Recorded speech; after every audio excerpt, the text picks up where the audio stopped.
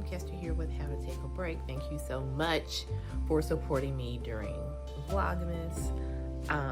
If you have not already, please hit the subscribe button so you will get notified whenever I drop a new video. The goal has been one video per week for Vlogmas with 4 additional videos that are a part of Friday Night Write.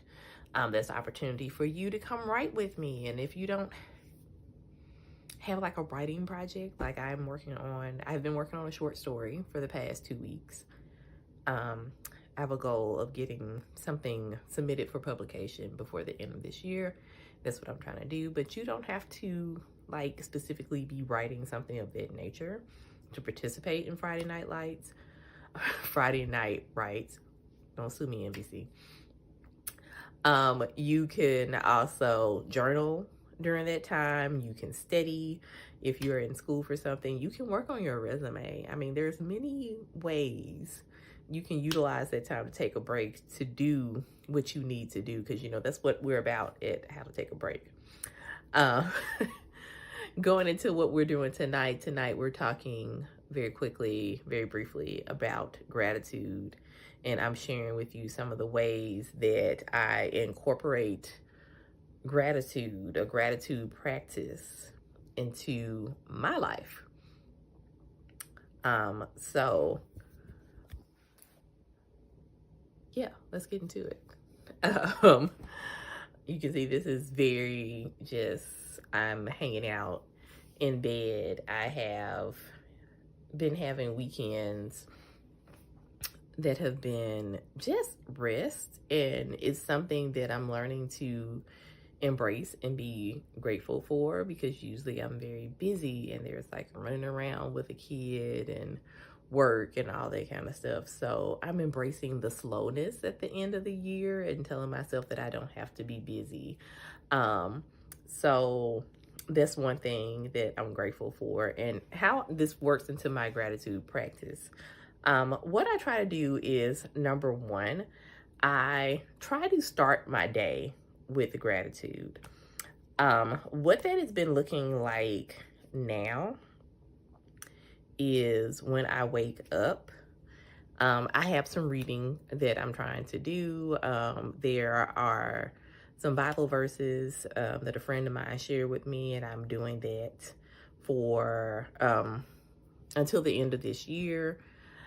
So I try to start the morning with doing that, and then prayer. That may not be your thing, but if it is, that's just kind of like something that I have been focusing on in my gratitude practice. Then I go on throughout my day, and then I try to stop halfway through the day and do some type of stretching. And then it's more so of kind of sitting and meditating on just what I'm grateful for, centering myself, in my case, thanking God for, you know, waking up, reflecting on what has just put me in a joyful spot so far that day. So from that morning, especially in a work atmosphere, crazy stuff happens. So I like that pause halfway through the day to have some type of gratitude. And then we go to me in the evening, and I try to journal before bed if I haven't switched things around and done so that morning. I try to journal, and I write down 3 things that I'm grateful for that happened to me that day. My current gratitude routine. Number 1, starting the day reading scripture, some prayer. Number 2, halfway through the day, meditating, thanking the universe, being grateful for something positive, something that I'm, grateful for that has happened that morning. And number 3, ending the day with gratitude. So by journaling, I try to write 3 things that I'm grateful for. What have I learned so far by including these things in my day. And I will say that this is not a perfect practice. Sometimes all three of these things happen at the points I said. Sometimes all three happen in the morning. Sometimes all three happen in the evening. You have to be open to things not being perfect. And that's one thing that this gratitude practice has taught me so far, is kind of forgiving myself more. I recognize how hard I have been or tend to be on myself. And so this daily gratitude practice has kind of opened me up to that, exposed that to me.